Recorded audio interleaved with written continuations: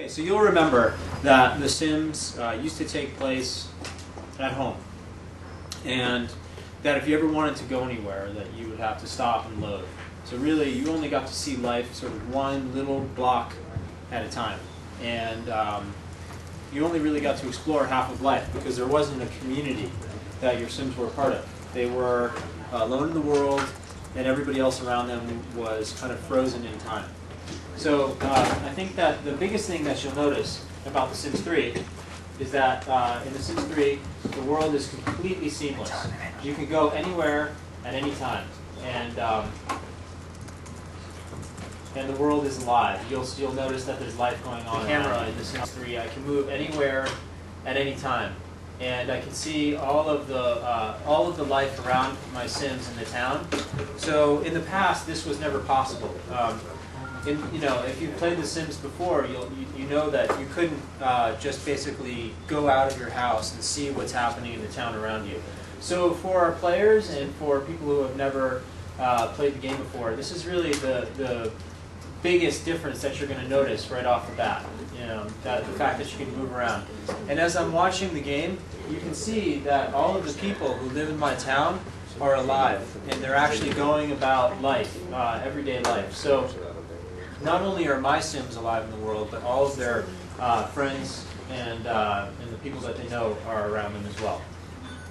So I am right now. I'm playing with a family, a household of Sims, and I have 5 Sims in my household. I'm going to introduce you to who they are, and then we'll walk through life and sort of show you what's different in the game. So there are 5 characters, and I designed them to be kind of like the cast of a reality TV show. So they're all young, they're all very different people. Over here in the park, we have Tamara, and Tamara is a very unique person. She has personality traits.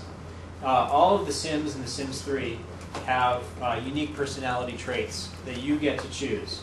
And this is really a huge advancement in the game. I just paused time, by the way, so when you see the game start and stop, it's because I'm pausing time, and players can do that, so they can really take a look at what's happening and get control of the situation. So Tamara is very flirty. That's one of her traits. And she also happens to be hot-headed, so she gets angry really easily. And then finally, she's very charismatic. She gets along well with people. It's easy for her to make friends and influence people. So basically, Tamara is a very outgoing person. And if you look at what Tamara wants from life, she has this one lifetime wish. And that's something that I chose for her when I created Tamara. I decided that I wanted her to be a very outgoing character. Her lifetime wish is to be the romantic sampler. She wants to date lots of people. So basically, as a player, I get to decide how I want my Sim to play, what kinds of goals they want to have in life. And as a result of this choice, some of the wishes that Tamara has are about meeting people, being social, and dating. So right now she has this desire to ask somebody on a date. So I'm just going to kind of leave Tamara and take a look at who else lives in my household. And I'm going to unpause the game. Over here are some of my other roommates who live together. Blair is very different from Tamara. Blair's a loner. She's not particularly social, and she's a hopeless romantic. So instead of being really flirtatious and outgoing, she's always really just looking for that one, that special person to fall in love with. And then if you look over here in the gym, this is the character that I've been playing with the most, and he's a bit of a nerd. His name is Cyclone. He calls himself, he goes by basically by his internet name. So he's a little bit introverted. He has a trait that makes him a couch potato. So he likes to hang out at home on the couch, and basically he put on some weight. So I have him at the gym trying to work off the weight, and you can see that he needs to work on his athletic skill a little bit before he before he's ready. And the reason why I have him doing this is because I really want to I want to win back my girlfriend. Blair over here is my ex-girlfriend, and it looks like her phone is ringing right now. And I really want to try to impress her and see if I can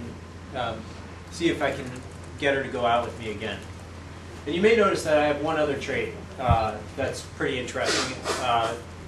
Cyclone is inappropriate, so that means when he's in public, he kind of does the wrong thing. He'll do things that are rude, he'll do things that are kind of disgusting to other people, and he also has special inappropriate socials that he can do, and I'll show you that a little bit later. So, he'll leave the gym and he'll come down here to the park. And in the meantime, while we're waiting for him, let's just take a look around. You can see that all of the Sims in the town are out doing what you would expect them to do on a typical Sunday afternoon. What's really interesting about that is, in the past, the other Sims who lived in my town, were basically frozen in time. So if two people lived next door to each other and they formed a relationship, the Sim that you were playing with would grow older and develop, while the other Sim would be stuck in time and frozen. They would never change. So you weren't really able to tell stories about how people's relationships change over time. We've totally changed that in The Sims 3. All of the other characters in the town will grow and develop. They all have traits just like your own Sims. And where it really gets interesting is when you, the player, decide to replace the Sims that we put in the town with people that you know. So you could put somebody famous in your town and see what it's like to live next door to somebody famous. Or you could put your relatives or your friends, your favorite football team, just about anybody you can imagine. You can put in the town and just live alongside them, and they'll be a part of your game. In The Sims 3, one of the big ways that your players or your characters improve is by learning skills. Basically, unlike the previous games, they can sort of learn skills through experience. So there are more kinds of skills, and there are different ways to improve them. For every skill, there are several things you can do. You can go and take classes in the skill.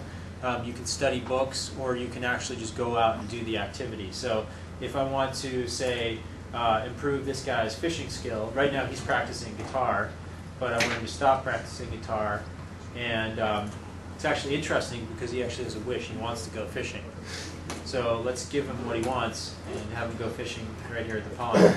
And while he's fishing, he'll build his skill up. So anybody can basically try any skill at any time. It looks like one of my Sims got a phone call, so let's see what she wants.